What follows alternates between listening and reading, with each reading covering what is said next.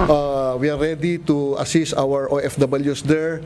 Around 63 is ready for repatriation, awaiting for flights. 63 Pilipino ang nakahanda ng ilikas ng pamahalaang Pilipinas mula sa Lebanon.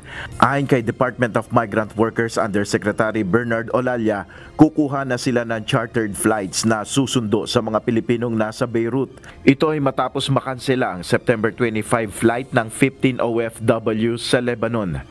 As a consequence, we are trying to provide for chartered flights. No, we're talking to some airline companies so that the chartered flights will be able to accommodate, for example, no less than 300 overseas Filipino workers from Beirut.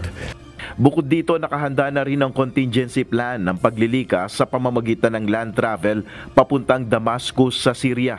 Ayon sa DMW, nasa 111 na OFWs ang nasa mga shelter sa Lebanon at may panibagong nasa 100 ang pinoproseso na ang kanilang repatriation. Ayon kay Yusek Olalla, tinutulungan na nila ang mga OFW na makakuha ng exit permit at maging ng travel emergency documents para sa mga naiwan o kinuha ng employer ang kanilang pasaporte.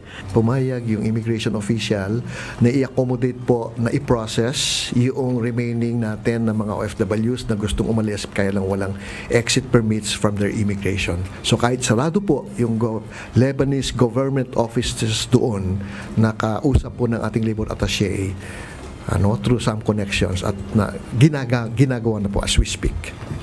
Tiniyak ng DMW na ginagawa na nila ang lahat para agad na mapauwi ng bansa ang mga Pilipinong naiipit sa gyera sa gitnang silangan. Nel Maribuhok, UNTV News and Rescue. Diyos ang aming sandigan, serbisyo publiko ang aming pinahalagahan.